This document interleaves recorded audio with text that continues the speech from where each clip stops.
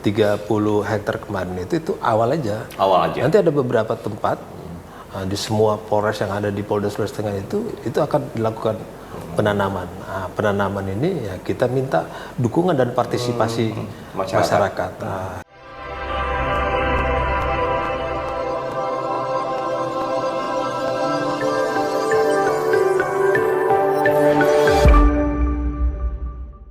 Assalamualaikum warahmatullahi wabarakatuh. Salam sejahtera dan salam presisi. Salam presisi. Ya, sahabat Humas Polda Sulteng, kembali bersama saya Julius Efrain. Kita kembali di podcast Presisi Humas Polda Sulteng, dan kali ini kita akan berbicara terkait peran Babin Kamtibnas mendukung program Astacita Presiden Republik Indonesia. Kita kembali bersama sejak dilantik Prabowo dan juga Gibran, begitu ada satu program yang kemudian ini harus didukung oleh seluruh lapisan masyarakat, institusi, begitu juga ini terkait dengan program Astacita. Nah, seperti apakah kemudian Polda Sulteng secara spesifik ini akan mendukung program Astacita dari Presiden dan juga Wakil Presiden Republik Indonesia, yaitu Prabowo Subianto dan juga Gibran Rakabuming Raka. Dan kali ini kami akan membahasnya secara spesifik, secara mendalam, dan ini juga terkait tentang kegiatan yang baru saja dilaksanakan, yaitu penanaman jagung begitu.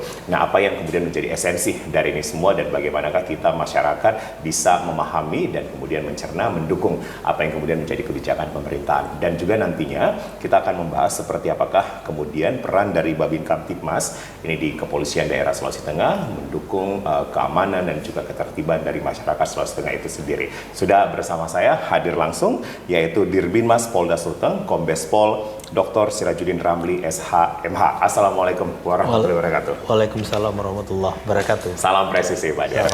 Sehat Pak Dir? Sehat, alhamdulillah. Baik. Ini kegiatan kemarin seperti apa ini, bisa diceritakan sedikit Pak Dir?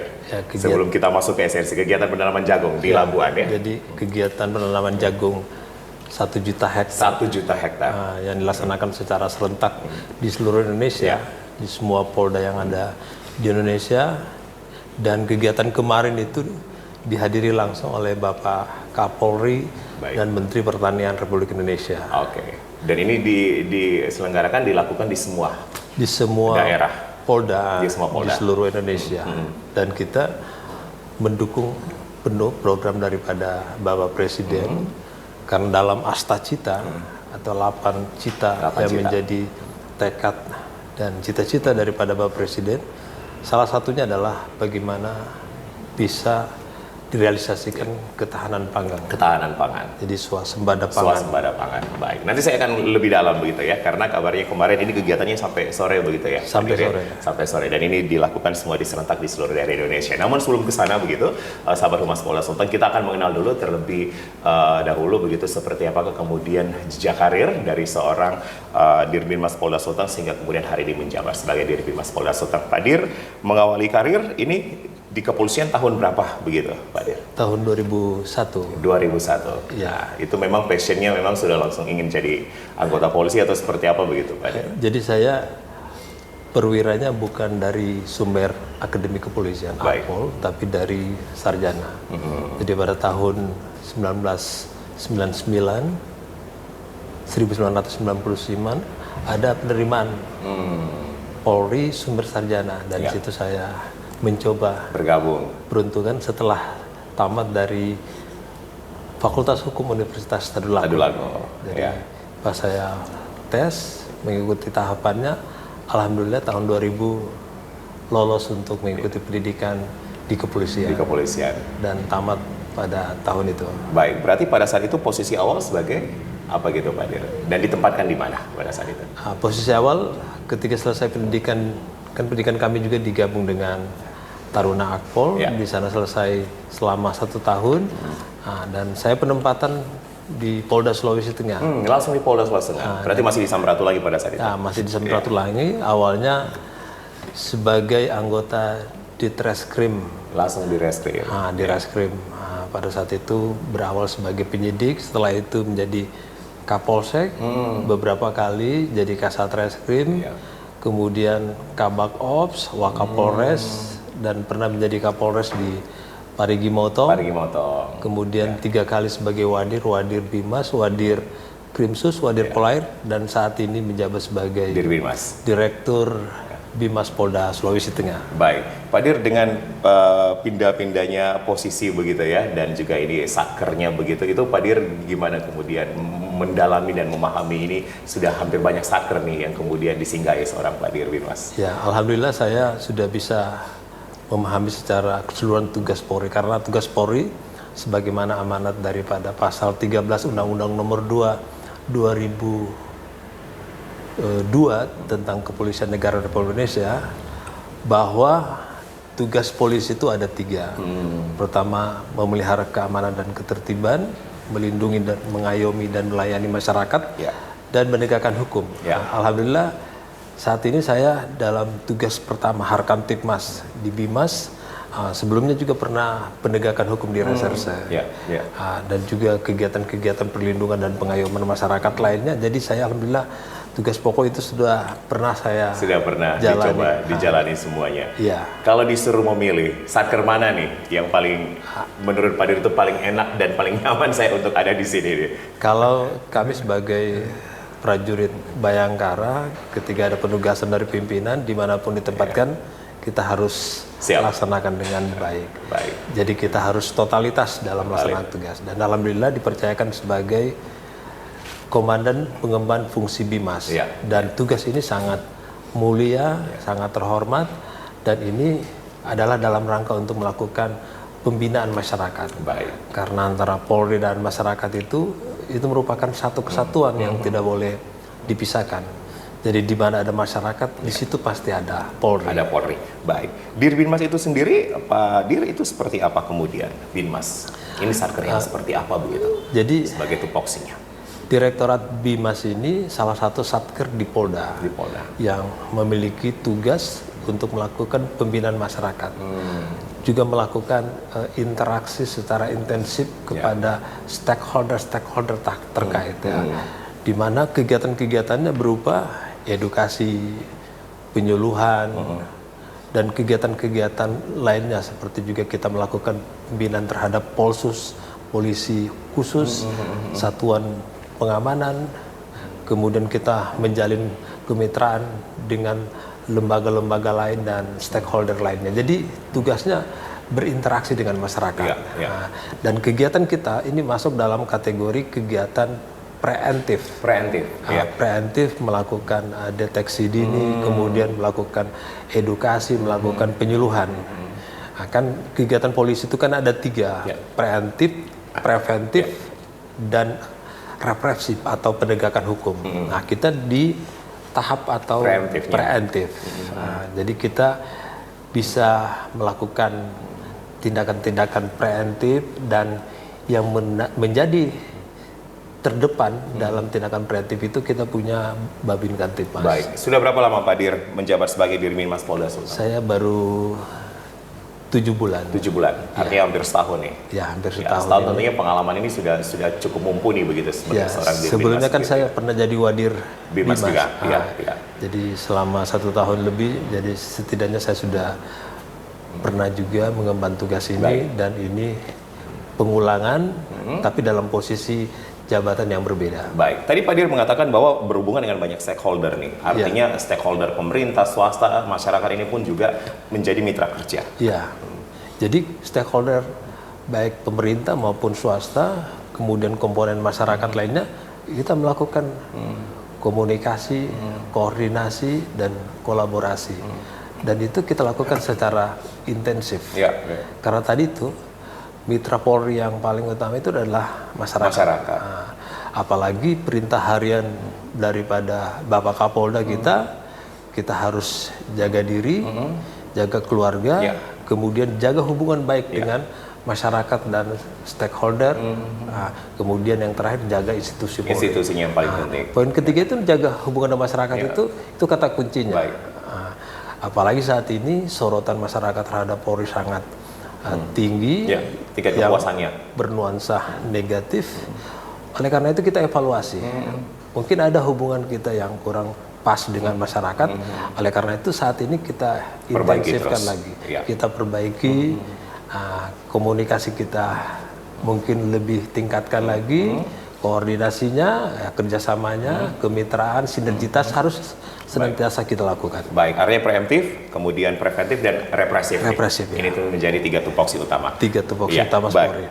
Pak Dir, kalau kita berbicara kembali ke Astacita Presiden, tadi ada 8, ya, dan apa yang kemudian menjadi relevansinya ini dengan Babin Kamtibmas? Karena kemarin pun juga penanaman jagung 1 juta hektar, ya, hektar maksudnya begitu, dan kemudian juga terkait tentang narkoba, korupsi dan segala macam gitu, ideologi Pancasila juga terkait dalam hal itu. Nah, apa yang kemudian menjadi relevansi utama nih kalau kita bicara tentang Astacita dan kepolisian daerah? Ya, jadi Astacita Presiden Prabowo, Gibran Rakabuming Raka ini ada 8, ada 2 poin yang relevan untuk kita support. Poin yang kedua itu mengenai ketahanan pangan. Ketahanan pangan. Poin yang keenam yakni membangun dari desa, dari bawah, ini dalam rangka untuk pemerataan ekonomi dan juga pengentasan kemiskinan. Jadi 2 poin daripada Astacita itu mendapat support terutama dari fungsi Bimas. Nah, saat ini yang lagi digalakan adalah bagaimana ketahanan pangan itu bisa merata, dan goalnya nanti bagaimana swasembada pangan. Jadi kita bisa hidup mencukupi kehidupan kebutuhan pangan kita itu tanpa kita mengandalkan impor dari luar, tapi kita memiliki stok sendiri. Itu merupakan target atau cita-cita daripada Bapak Presiden. Dan pilar utama yang mendukung daripada program itu yakni Polri, TNI, dan pemerintah daerah. Jadi harus kita bersinergi. Polri tidak berjalan sendiri, beberapa stakeholder kita gandeng. Seperti dalam ketahanan pangan ini, kita menggandeng perusahaan-perusahaan sawit, kemudian masyarakat yang memiliki kebun kelapa, di mana nanti di areal sawit itu nanti ada penanaman jagung yang sifatnya tumpang sari, kemudian kebun-kebun kelapa juga di situ disisip ada penanaman jagung. Dan kami sebagai anggota Bimas dan yang paling lini terdepan adalah Babin Kamtibmas, kita tadi mengajak memotivasi masyarakat bagaimana memanfaatkan lahan-lahan tadi yang ada. Jadi ada pohon kelapa, ada kebunnya, ditanam juga jagung supaya pendapatannya bisa meningkat tadi. Karena tadi itu juga ada Astacita yang ke-6, membangun dari desa, dari bawah. Itu juga dalam rangka untuk pengentasan kemiskinan dan pemerataan ekonomi. Baik, Pak Dir, saya mencoba begini mengutip dari apa yang kemudian sudah dirilis oleh akun Instagram Bithumas Polda Sulteng bahwa kegiatan penanaman jagung serentak 1 juta hektar ini dilaksanakan Kapolri dan Menteri Pertanian di Desa Labuan Panimba. Ini di Sulawesi Tengah adalah di Labuan, salah satu begitu ya, di Labuan Panimba, Kabupaten Donggala. Dan kemudian pada saat itu juga kemarin Kapolda bersama unsur Forkopimda Sulawesi Tengah, kepala dinas terkait, akademisi dan lapisan masyarakat berkesempatan menanam benih jagung di area seluas 30 hektar. Alhamdulillah ini ada statement begitu dari Kapolda, kita baru saja menyelesaikan penanaman di area 30 hektar di Desa Labuan Panimba, Kabupaten Donggala. Kemudian ini terkait sekali lagi adalah peluncuran penanaman jagung serentak 1 juta hektar. Ini di seluruh daerah di 13 kabupaten kota Sulawesi Tengah memang dilakukan. Ya, dilakukan secara serentak. Nah, ini 30 hektar kemarin itu awal aja. Nanti ada beberapa tempat di semua Polres yang ada di Polda Sulawesi Tengah itu akan dilakukan penanaman. Penanaman ini ya kita minta dukungan dan partisipasi masyarakat. Tadi juga kita melibatkan perusahaan sawit, kemudian pemilik-pemilik lahan kelapa, di bawah kelapa kita bisa tanam. Pokoknya kita secara masif mengajak kepada masyarakat. Oleh karena itu, dukungan ini harus kita sukseskan karena ini merupakan sebuah Astacita yang sangat mulia dalam rangka untuk swasembada. Kalau kita pernah melihat ke belakang begitu ya di zaman pemerintahan sebelumnya itu kan memang kita pernah ada swasembada pangan pada saat itu. Pak Harto Orde Baru. Ya, pada saat itu Pak Dir. Dan ini memang menjadi salah satu hal yang kemudian ingin diwujudkan oleh Prabowo Gibran untuk kemudian kita bisa swasembada pangan lagi. Baik, Pak Dir, ini kemudian bagaimana kalau Pak Dir melihat sendiri peran dari Babin Kamtibmas dalam mendukung pembangunan di tingkat desa, karena terkait poin ke-6 tadi, membangun dari desa dan kemudian outputnya adalah pengentasan kemiskinan begitu. Nah, bagaimana kemudian Satker Babin Kamtibmas ini bisa bekerja sama bersinergitas dengan masyarakat yang ada di desa begitu. Ya, kita memiliki Babin Kamtibmas 1091 personel. 1991 Personel. 91 personel. personel, oke. Yang tersebar di 12 Polres. Ada satu kabupaten yang belum ada Polresnya, yakni Kabupaten Banggai-Laut. Banggai-Laut, baik. Ini mereka berada di lapisan paling bawah di desa dan kelurahan. Walaupun memang rasio jumlah Babin dengan desa itu belum bisa mengcover secara keseluruhan. Sehingga ada Babin itu mengcover bisa sampai 2-3 desa. Ini memang menjadi kendala kita saat ini. Tapi semuanya desa kita cover dengan pola pembinaan, ada namanya desa binaan, kemudian ada desa sentuhan, ada desa pantauan. Jadi kalau umpamanya dia lebih dari satu desa, biasa kita pantau, kita sentuh. Tapi kalau pembinaan satu desa satu Babin, itu biasa lebih fokus dia, lebih. Jadi memang ini kita lakukan secara masif ini, Babin-Babin kita libatkan, karena memang untuk Babin karena mereka berada di desa dan juga kawasan pertanian itu juga berada di desa, mereka memang yang berada lini terdepan. Makanya mereka yang melakukan pendataan terhadap partisipasi masyarakat, sehingga kami sudah menargetkan untuk di Polda Sulawesi Tengah ini untuk sekian hektar untuk penanaman jagung. Dan alhamdulillah saat ini masih berproses. Mudah-mudahan tidak ada kendala. Tidak ada kendala, kita berdoa untuk itu. Tapi kalau Pak Dir kemudian melihat sinergitas, kemudian juga partisipasi dari masyarakat, sejauh ini memang baik begitu hubungannya dengan Babin yang berada di bawah begitu. Artinya ada 12 Polres tadi dengan 191 personil begitu. Ya. Jadi memang masyarakat ini perlu diberikan edukasi terus, diberikan pemahaman. Jadi memang tidak bisa instan kan. Apalagi kalau umpamanya ada faktor-faktor lain yang mempengaruhi, umpamanya kultur masyarakat kita yang etos kerjanya mungkin masih kurang, ya kita pompa lagi, kita motivasi lagi. Kita berikan gambaran bahwa program ini diberikan support oleh pemerintah, di mana disiapkan bibitnya, kemudian disiapkan lahannya pupuknya, juga ada. Tinggal lahannya aja disiapkan. Lahannya disiapkan oleh masyarakat. Kemudian juga kalau umpamanya peralatan di Dinas Pertanian cukup, juga di backup dengan peralatan yang ada. Jadi pemerintah ini memberikan support yang sangat besar terhadap program ini. Jadi masyarakat tidak hanya dibiarkan begitu, tapi difasilitasi dengan bibit, dengan pupuk, kemudian juga peralatan untuk pengolahan seperti hand tractor. Kalau umpamanya memadai di dinas, kita akan backup. Baik. Jadi sejauh ini tantangannya berarti? Jadi memang kita saat ini intens melakukan sosialisasi kepada masyarakat, dan alhamdulillah responnya sangat positif dari masyarakat. Karena ini memang sekali lagi mendukung untuk swasembada pangan, karena bagaimanapun juga hasilnya nanti untuk masyarakat sendiri. Untuk masyarakat. Baik, Pak Dir, kalau kita berbicara tentang Babin Kamtibmas sendiri, ini terkait stabilitas keamanan dan ketertiban, tentunya ada daerah-daerah yang kita sebut dengan 3T, ya sulit dijangkau begitu. Nah, apa yang kemudian ini menjadi salah satu peran dari Babin Kamtibmas ketika melihat daerah-daerah yang mungkin sulit terjangkau begitu, dari zaman dari digitalisasi begitu, kemudian juga dari alat dan segala macam begitu. Nah, apa yang akan menjadi spesifik ini treatmentnya? Jadi memang treatment bagi daerah-daerah yang 3T tadi yang mungkin tidak tersentuh oleh teknologi, apalagi saat ini kita berada dalam era digitalisasi. Daerah-daerah seperti ini perlakuannya khusus. Jadi tidak bisa umpamanya Babin mengcover umpamanya 2 desa seperti ini. Jadi dia satu Babin satu desa khusus ini. Jadi ini memang perlakuannya khusus karena dia memiliki spesifikasi 3T tadi itu. Dan ini memang harus kerjanya lebih maksimal. Makanya mereka-mereka yang berdinas di sini itu oleh dinas diberikan insentif lebih daripada yang lain karena ada kerja ekstra di situ.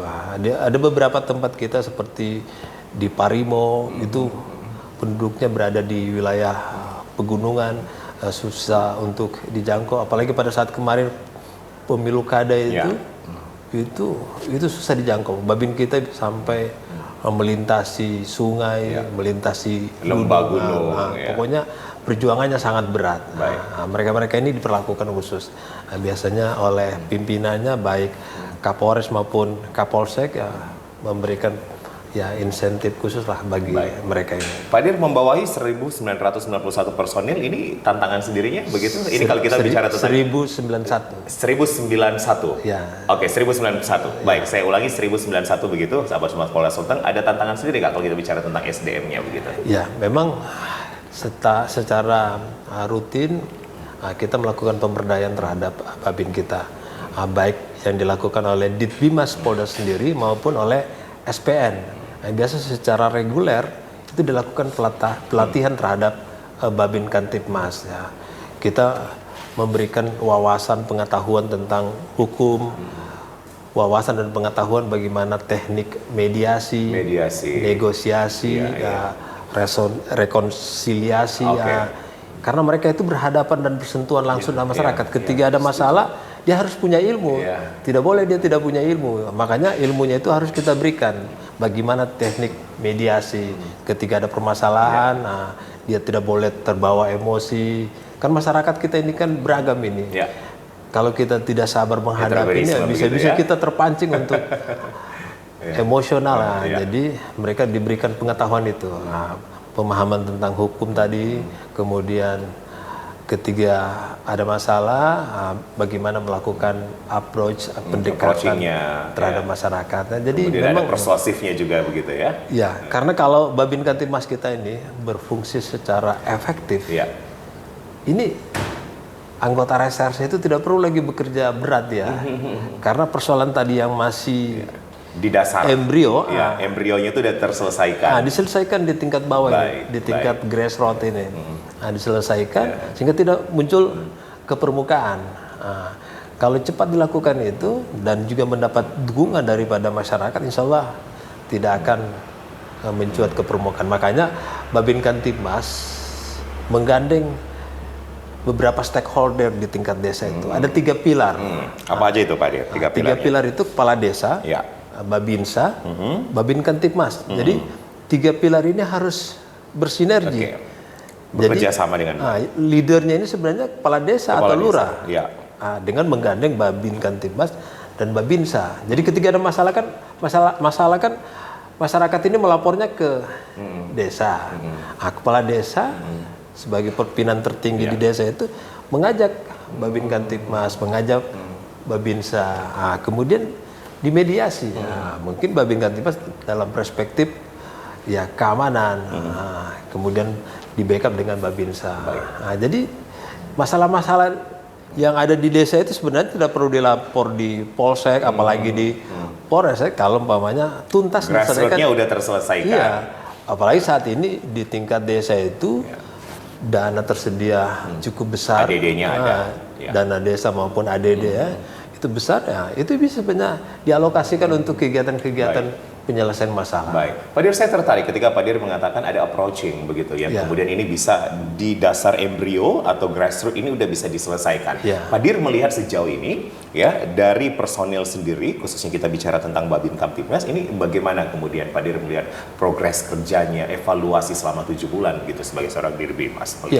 Kalau saya melihat berdasarkan laporan yang masuk di grup-grup WA yang kami bentuk, laporan dari Kasat Bimas di tingkat Polres itu melihat bahwa bagaimana anggota Babin Kantipmas ini setiap hari itu bekerja. Ada juga program namanya Sambang, door to door system. Jadi dari rumah ke rumah. Jadi mendatangi rumah-rumah masyarakat. Sekaligus kita mendeteksi apakah masyarakat itu ada masalah, ada yang sakit, ada mungkin kekurangan apa. Kan kita juga ada dana operasional Babin itu, kita bisa memberikan tali asi juga, sumbangan yang apa adanya. Kan masyarakat kita ini kan tidak semua sejahtera, ada yang kurang. Kita dengan metode Sambang tadi, door to door system itu kita mendeteksi. Kita juga bisa mendata masyarakat. Ada juga masyarakat yang baru masuk, kita didata lagi. Karena kita antisipasi juga jangan sampai kelompok-kelompok tertentu masuk di desa-desa mempengaruhi masyarakat, apalagi kelompok garis keras. Itu kita lakukan itu. Jadi laporan dari bawah ini cukup ini. Kemudian ada kegiatan di masyarakat, kegiatan-kegiatan lomba, kegiatan-kegiatan masyarakat yang menikah atau yang kedukaan, di situ Babin terlibat. Sampai ada Babin kita yang menggali kubur, membuat artinya tenda. Totalitas pekerjaan harus dilakukan ke Pak Dir ya. Totalitas. Makanya kalau ada image negatif terhadap Polri, ya orang hanya lihat satu sisinya. Padahal framingnya hanya di satu sisi aja. Padahal polisi ini kan banyak. Polisi-polisi kita yang berjibaku di desa bersama dengan masyarakat itu tidak terekspos itu. Padahal mereka itu sangat berarti perannya di masyarakat. Baik, Pak Dir, ketahanan pangan, swasembada pangan yang kemudian ini sudah dimulai dengan penanaman jagung untuk 1 juta hektar, ini terkait infrastruktur. Kita bicara samplingnya adalah desa Labuan yang menjadi salah satu spot dilakukan penanaman jagung kemarin. Secara infrastruktur, ini bagaimana kemudian Pak Dir melihat? Ya, jadi apakah sudah terakomodir semuanya begitu? Ya, memang dalam program ini ya ada beberapa kendala. Kendala-kendala itu memang yang kita carikan solusinya. Ya, untuk Labuan itu menjadi pilot project. Pilot projectnya di Labuan. Di Labuan karena memang di sana masyarakatnya secara masif dan di sana memang ada lokasi yang milik Dinas Pertanian yang dijadikan sebagai percontohan. Sehingga nanti kalau umpamanya Polres-Polres ingin mereplika atau menduplikasi model penanaman jagung, mereka bisa melihatnya di sana. Labuan. Jadi di sana bisa menjadi contoh. Dan di sana kalau secara infrastruktur ya sudah tersedia, ada traktor, kemudian ada bibit, kemudian juga pupuk. Ini kita harapkan juga nanti ketika kebutuhan masyarakat juga meningkat, kan kita ini memotivasi masyarakat. Ketika dia meningkat, berarti kebutuhan akan bibit juga meningkat, pupuk juga meningkat, kemudian kebutuhan untuk peralatan untuk mengolah lahan juga meningkat. Kami makanya menggandeng Dinas Pertanian. Ini juga intens komunikasi dilakukan Kementerian Pertanian. Karena anggarannya melekat di sana. Kita polisi memberikan support. Baik, tapi terkait ini masyarakat punya dukungan yang baik begitu ya Pak Dir ya? Kita masyarakat lihat, kemudian apalagi dengan 3 pilar tadi itu Kades, Babinsa, Babin Kaptimas dan masyarakat ini dukungannya sangat baik sekali sejauh ini. Ya, karena ini adalah program daripada Presiden kita dan ini di follow up oleh kementerian terkait, di backup sama TNI Polri, kemudian kita juga melibatkan masyarakat dan stakeholder terkait. Insya Allah ini akan bisa berhasil. Karena ini adalah merupakan sebuah cita-cita yang mulia, ini mensejahterakan masyarakat. Apalagi sebenarnya program ini juga bersesuaian dengan yang saat ini juga menjadi program Bapak Presiden, kan program makan bergizi, makan gratis bergizi. Gratis. Jadi kalau umpamanya stok pangan kita ada, jadi otomatis nanti kita tidak susah lagi untuk mencari itu, kan. Apalagi mungkin harganya lebih terjangkau, kemudian stoknya lebih banyak. Jadi saya kira program daripada Presiden kita ini sangat baik untuk kita support. Harus kita dukung, kita support. Setelah ini ekspansinya akan kemana, Pak Dir? Setelah penanaman jagung kemarin, kemudian akan ada apa lagi begitu? Untuk saat ini kita fokus ini. Kita fokus dulu di jagung 1 juta hektar. 1 juta hektar. Baik, Pak Dir kembali lagi nih terkait personil. Tadi Pak Dir sudah mengatakan bahwa personil pun juga dibekali dengan bagaimana cara memediasi, mengkomunikasi, sehingga kemudian tidak usah perlu ada laporan-laporan karena dasarnya saja ini sudah dapat diselesaikan. Ada lagi nggak kemudian pengembelengan yang dilakukan ya untuk kemudian personil di bawah ini agar lebih dekat lagi begitu dengan masyarakat? Ya, untuk saat ini yang dibekali tentang itu aja dulu, karena itu sudah cukup. Karena Babin Kaptimas ini kalau setiap masalah semua dilibatkan, beliau nanti bapak kita Babin Kaptimas ini akan keteteran ya. Jadi jangan terlalu banyak ini. Jadi semuanya Babin Kaptimas, pokoknya semua masalah di desa, di kampung itu Babin Kaptimas itu. Baik. Apalagi juga mereka biasanya ada tugas-tugas tambahan seperti masih dilibatkan piket di polsek, sehingga juga ini mengurangi fokus mereka di desa. Idealnya memang Babin Kaptimas itu totalitas di desa. Dia berkantornya kalau bisa di kantor desa. Jadi menjadi mitra kepala desa. Kepala desa. Jadi dia memiliki ruangan sendiri. Jadi ketika umpamanya ada masyarakat yang melapor ke desa, otomatis nanti Babin kita langsung mendampingi apa masalahnya. Jadi langsung bisa mendapatkan solusi. Baik. Pak Dir, ketika kita bicara penyampaian informasi yang kemudian dilakukan dari pemerintah pusat ke pemerintah provinsi daerah masing-masing, kemudian ke Polda dan ke Babin Kamtibmas, ini bagaimana kemudian biar searah begitu informasinya dan kemudian ini eksekusi di lapangannya bisa berjalan dengan baik? Ya, jadi informasi yang ada itu memang kalau di kita ini tidak ada masalah karena kita kalau informasinya itu kan biasa lewat surat. Ya. Nah, saat ini juga dikuatkan dengan Zoom. Jadi Zoom meeting. Jadi ada penegasan ada virtualnya juga ya. Virtualnya yang lebih detail. Nah, kemudian kami lagi breakdown lagi sampai ke tingkat bawah. Jadi informasi yang dari atas dari Mabes sampai ke Polda kita teruskan lagi sampai ke Polres juga teruskan sampai ini. Dan alhamdulillah informasi-informasi yang kami sampaikan itu tidak ada kendala, tidak ada hambatan dan itu bisa diterima dengan baik ya. Yang biasanya masalah teknis ada kendala, tapi masih adaptasi. Apalagi ini program baru, sehingga ya perlu adaptasi dan butuh waktu. Baik. Kemudian pemetaan mapping ini dilakukan nggak begitu Pak Dir dari Binmas sendiri atau Babin Kamtibmas sendiri? Ada daerah-daerah yang kemudian mungkin menjadi daerah rawan atau daerah yang kemudian bisa berpeluang untuk adanya konflik begitu, seperti apapun saja begitu kita sampaikan atau kita tahu bersama. Ini ada nggak kemudian mapping yang dilakukan? Ya, kalau mapping secara detail itu di tingkat Polres. Tapi untuk saat ini secara umum untuk wilayah Polda alhamdulillah sudah aman dan kondusif. Kalau sebelumnya kan kita masih ada tersisa Poso. Ya, Poso, baik. Poso saat ini yang menjadi DPO itu kan sudah selesai, sudah tidak ada lagi. Saat ini memang masih berlangsung kegiatan operasi Madagora ya. Tapi sifatnya preemptif tadi, edukasi, penyuluhan kepada kelompok-kelompok yang terindikasi yang masih memiliki pahama. Tapi dengan kita melakukan pendekatan secara intensif, ya alhamdulillah dari beberapa kelompok itu sudah mendeklarasikan untuk setia kepada NKRI. Kemudian juga kami memberikan bantuan-bantuan agar mereka bisa membuka usaha sendiri. Ya. Itu program-program yang namanya deradikalisasi yang dilakukan oleh Polri. Kita kerjasama dengan teman-teman BNPT-nya dan kegiatan dan pemerintah daerah. Kalau tidak salah juga dilibatkan MUI, FKUB juga di dalamnya. FKUB, MUI, kita libatkan. Jadi kalau umpamanya ada kegiatan penyuluhan kepada imam-imam, kita hadirkan FKUB-nya dari MUI. Biasa kita menghadirkan Pak Prof. Zainal Abidin. Baik. Pak Dir, tentunya outputnya ini kan kemudian adalah peningkatan kesejahteraan, pendidikan, kemudian juga kesehatan dan ekonomi dari program Astacita.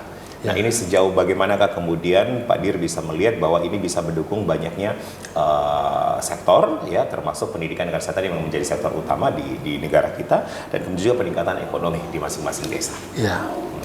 Bagaimana Pak Dir melihat dengan program Astacita? Ya, program Astacita ini program sebenarnya cakupannya agak luas. Biasa kita mengambilnya yang ada relevansinya dengan Polri. Terutama tadi yang berkaitan dengan membangun dari desa kemudian dari bawah dalam rangka untuk memperkuat ekonomi rakyat itu kita memberikan support.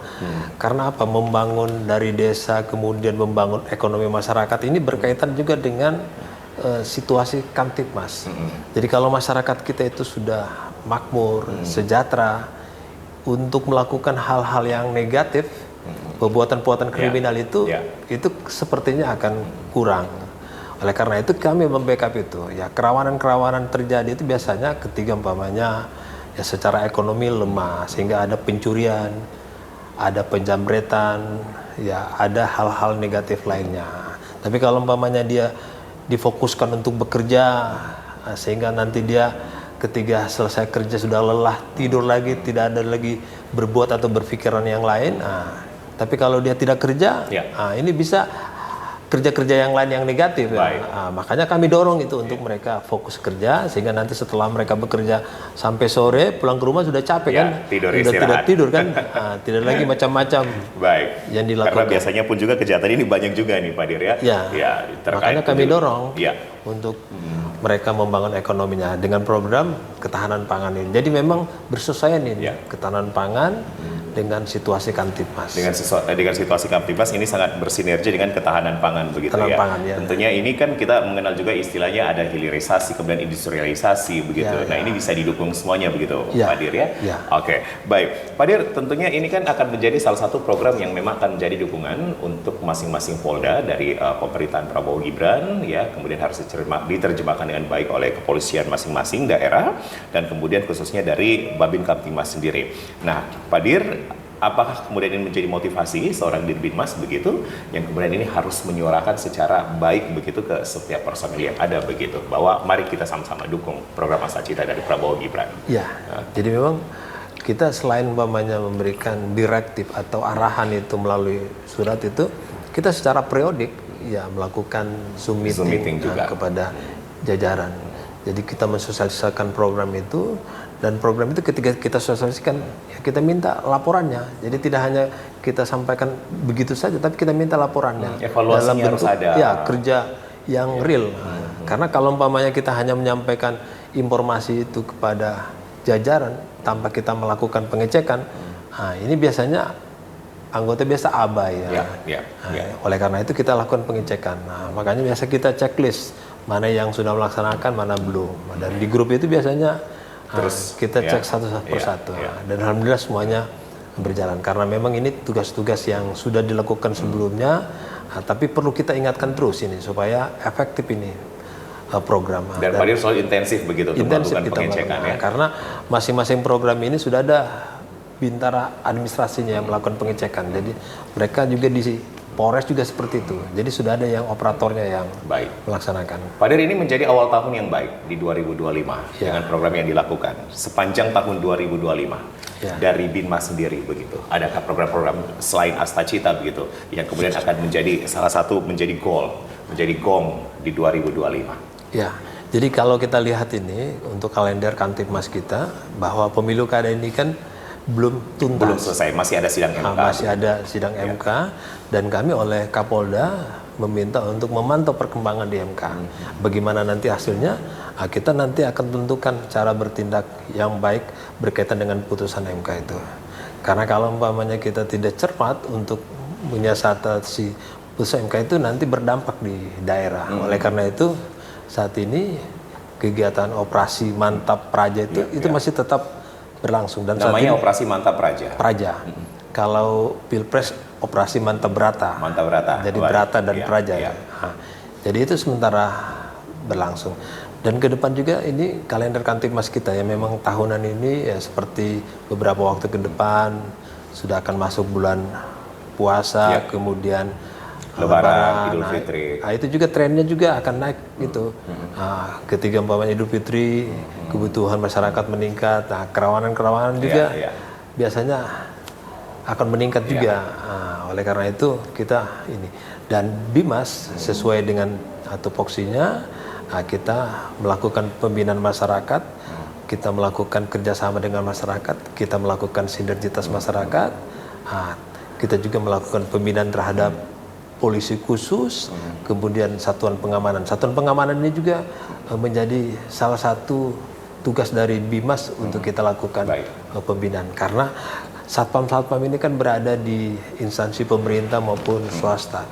Ketika mereka melaksanakan tugasnya dengan baik, setidaknya satu kawasan itu sudah aman dengan adanya satpam. Ini merupakan tugas kita juga. Tugas dari Kamtibmas sendiri ya. Apalagi ini kan paling dekat ini kita libur panjang nih. Libur panjang ini. Bersama nih sampai hari Rabu nanti.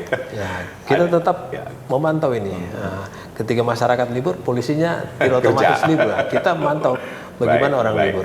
Tapi itu konsekuensi sebagai anggota Polri ya. Baik, Pak Dir, framing tadi di awal Pak Dir mengatakan bahwa ketika melihat polisi framingnya hanya di salah satu sudut, salah satu cerita saja begitu.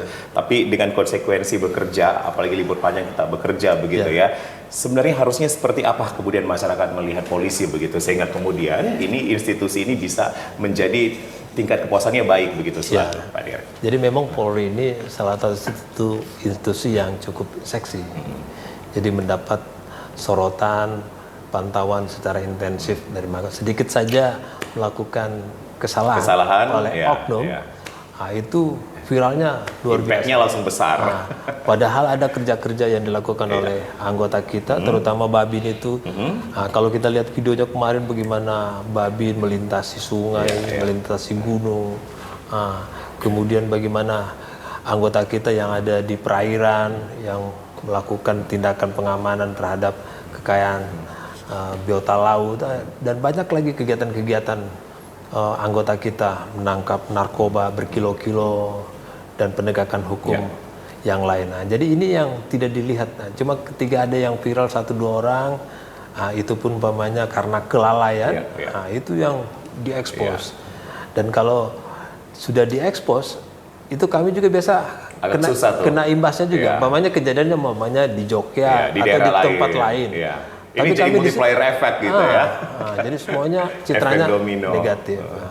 Baik. Tapi itulah konsekuensi kita sebagai anggota Polri. Sebenarnya ketika masyarakat menyoroti Polri, itu sebenarnya refleksi atau manifestasi daripada kecintaan masyarakat terhadap Polri. Ada keinginan masyarakat bagaimana ingin melihat Polri dari waktu ke waktu itu menjadi lebih baik. Baik. Refleksi selama 7 bulan, Pak Dir, kita di seksi terakhir begitu, selama 7 bulan menjadi seorang Dirbinmas, apa yang menjadi refleksi seorang Pak Dir begitu secara pengabdian di institusi Polda Sulteng? Ya, jadi refleksi dalam 7 bulan terakhir ini sebagai Dirbimas, ya kita mengharapkan kan memang hubungan Polri dengan masyarakat ini dari waktu ke waktu harus lebih diintensifkan lagi, dan memang menjadi core business. Dirbimas ini bagaimana ketika Polri berhadapan dan bersama-sama masyarakat, ya masyarakatnya bahagia, happy, tanpa ada tekanan. Nah, itu yang menjadi cita-cita kami. Nah, jadi Bimas ini ya oleh Pak Kapolda berada pada lini terdepan, menjadi leading sektor dalam pembinaan masyarakat. Alhamdulillah kami sudah melakukan komunikasi, kami intens silaturahmi kepada kampus, kepada ormas.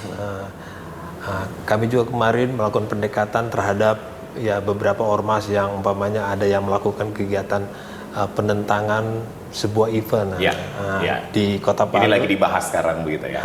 Jadi kami lakukan pendekatan. Dan sudah ada titik temu yang tadinya dilaksanakan di ruang publik terbuka, sekarang tertutup. Saya pikir itu jalan tengah dan semua harus bisa menerima. Dan alhamdulillah saat ini berjalan, walaupun masih ada penolakan-penolakan, kami anggap sebagai dinamika. Dan ini menjadi pembiasaan begitu ketika polisi kemudian bekerja di tengah dinamika yang ada. Baik, Pak Dir, pendidikan ini sudah doktor pun juga, SH, MH, doktor. Keluarga pun juga, saya sering ketemu Pak Dir begitu ya di banyak acara begitu ya. Sering ketemu bersama ibu juga begitu. Apa sih yang sebenarnya menjadi salah satu target yang belum terpenuhi dari seorang Dirbinmas? Saya alhamdulillah. Dreamingnya apa khususnya 2025 begitu? Ya, kita kalau saya pakai filosofi air mengalir saja. Mengalir aja, let it flow. Ya, apa adanya. Dengan jabatan Dirbimas, dengan pangkat kombes ini, dari orang yang berasal dari kampung ini sudah sangat luar biasa. Oleh karena itu, dengan capaian yang ada ini, ya kita harus betul-betul jaga. Kita betul-betul dedikasikan untuk pengabdian yang terbaik bagi masyarakat. Kalau ternyata rezekinya nanti dilebihkan, ya amin. Alhamdulillah. Baik, terima kasih Pak Dirbimas. Yang terakhir statement penguatan dari seorang Dirbimas untuk kita semuanya, untuk sahabat Humas Polda Sulteng yang menyaksikan podcast ini. Ya, sahabat Humas Podcast, ya mari kita bersama-sama bermitra, bersinergi dengan Polri. Polri adalah sahabat masyarakat karena keberadaan Polri, karena adanya masyarakat. Kami juga adalah bagian dari masyarakat. Kami juga nanti setelah pengabdian di Polri, ya kita juga akan kembali ke masyarakat. Jadi pengabdian kepada masyarakat adalah merupakan nomor satu bagi kami. Nomor satu adalah untuk masyarakat itu. Masyarakat itu sendiri. Baik. Terima kasih Pak Dirjen Mas untuk waktunya. Baik, sahabat Humas Polda Sulteng, inilah menjadi perbincangan saya secara mendalam, terperinci begitu ya. Saya mengutip beberapa pernyataan dari Pak Dir, adanya preventif dan kemudian juga represif begitu, dan approaching bagaimana dilakukan di masyarakat untuk bersama-sama dari akar rumput ini kita bisa menjaga ketahanan, bisa menjaga keamanan dan ketertiban begitu, sehingga kemudian juga program-program Astacita yang diwujudkan oleh pemerintahan terbaru Indonesia sekarang Prabowo Gibran ini bisa terlaksana dengan baik. Terima kasih sudah menyaksikan podcast Presisi Humas Polda Sulteng. Saya Julius Efrain pamit. Wassalamualaikum warahmatullahi wabarakatuh. Salam sejahtera dan salam presisi. Sampai jumpa.